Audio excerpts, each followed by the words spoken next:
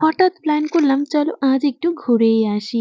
আর ১ ঘন্টার মধ্যে স্নান করে রেডি হয়ে পুজো করে তারপরে বেরিয়ে পড়লাম। আর খাওয়ারও সময় পাইনি। তাই ১ম এই ঢুকে ওখানে ভেলপুরি নিয়ে নিয়েছি।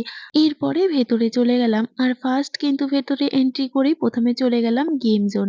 এটা বাচ্চাদের গেম জোন। তো এখানে ১ম এ দেখো অনেকগুলো গেম ছিল। এর মধ্যে থেকে ছেলে ১ম করলো এই বাইক রাইডটা। আর হ্যাঁ, তোমাদেরকে তো বলাই হয়নি আমরা গেছিলাম আজকে ইকো পার্কে ঘুরতে। এরপরে দেখো ভেতরে ঢুকে আবারও কিছু চিপস, ডিম সিদ্ধ এগুলো খেয়ে অনেকটা পথ আরো হাঁটলাম। আর ভেতরের জায়গাটা কিন্তু অনেকটাই বড়। তো হেঁটে, হেঁটেই যেতে হচ্ছে। আর এখানে টয় ট্রেনগুলো কিন্তু রোডেই চলে।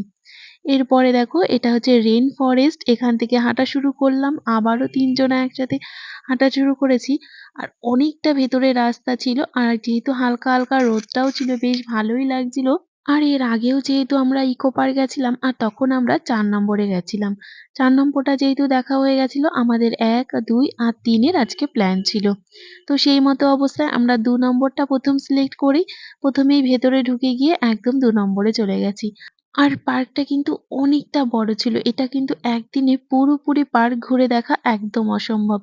১, ২, ৩, ৪, ৫, ৬, ৬ টা ছিল। তার মধ্যে থেকে আমরা ৪ আগে দেখেছি। আর আজকে ১, ২, ৩ সিলেক্ট করেছি। তো দেখো আমরা এই পার্টটাই সিলেক্ট করেছিলাম যে এইখানটা আমরা আজকে ঘুরবো। এখানটা পুরোপুরি এক্সপ্লোর করব। দেন এখানে এসে অনেকক্ষণ হেঁটেছি যেহেতু ১ম এ একটু রেস্ট করে নিলাম আর বসে, বসে কিন্তু ইউনো নো মার্সি খেলছিলাম। দিয়ে ০.৫ ঘন্টা রেস্ট করে কিছু খাওয়া-দাওয়া করে কিন্তু আবারও ভেতরের দিকে গেলাম। এদিকে আমি কিছু ভিডিও ক্লিপস নিচ্ছি আর হাসব্যান্ড আর ছেলে এরা দুজনা মিলে কিন্তু সাইকেল রাইড করেছে আর আমি এদিকে এদের ভিডিও ক্লিপ নিচ্ছি। আর এটা সাইকেলটা কিন্তু ০.৫ ঘন্টা সময় দেয়। ০.৫ ঘন্টার মধ্যে ৳১৫০ নেয়। বেশ ভালোই লেগেছিল কিন্তু প্রচুর ভিড় ছিল। এখন যেহেতু একটা সিজন চলছে আর সানডেও ছিল সেই কারণে কিন্তু তারপরে 30 মিনিটস এরা সাইকেল রাইড করল।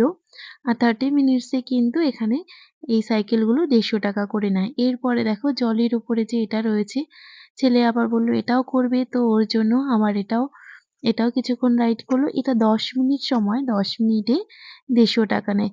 বেশ দারুণ লাগছিল কিন্তু এখান থেকে দাঁড়িয়ে সূর্যটা। আর এটা ছিল কিন্তু ফুড নেস্ট।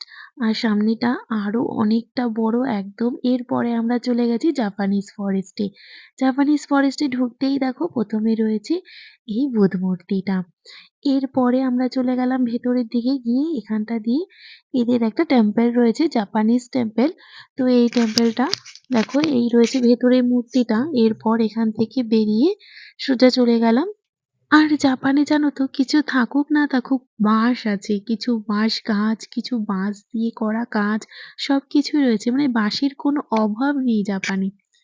তো দেখো এরপর এখান থেকে এসে এই দেখো বাঁশ দিয়েও কিন্তু এরা লাইট করেছে। এগুলো কিন্তু সন্ধ্যেবেলাতে লাইট জ্বলবে। এরপর দেখো ঘুরতে, ঘুরতে আমাদের বিকেল হয়ে গেছে। আর বিকেলের ভিউটা জাস্ট অসাম ছিল। সত্যি বলতে বিকেলের ভিউটা আরো বেশি সুন্দর লাগছিল। এরপরে আমরা আরো কিছু চিপস কিছু খাওয়া-দাওয়া করে নিলাম বিকেলবেলা। এরপরে সন্ধ্যে হয়ে গেছে। এখানে দেখো বাচ্চাদের জন্যও কিন্তু রয়েছে। আর সন্ধ্যের সময় এই লজগুলোর লাইটিং এ দেখো কতটা সুন্দর লাগছিল। আর সত্যি কথা বিকেল হতেই কুয়াশা পড়ে গেছে বলে কিন্তু ভালো করে ভিউটা আসছিল না। আর যদি তোমরা অরিজিনাল ওখানে গিয়ে দেখো না বিকেল বেলাটা জাস্ট আরো বেশি সুন্দর লাগছে। এরপর সন্ধ্যেবেলা চা খাওয়ার পরে আরো কিছুক্ষণ ঘুরে তারপরে কিন্তু একটু স্ন্যাকস কিছু খেয়ে নিয়েছি। এরপরে ওখান থেকে বাইরে একটু সন্ধ্যের ভিউটা নিয়ে নিয়েছি। দেন তারপরে ওখান থেকে বেরিয়ে পড়েছি। আর সত্যি কথা বলতে সন্ধ্যেবেলাটা আরো বেশি সুন্দর লাগছিল চারিদিকে লাইটিং এ।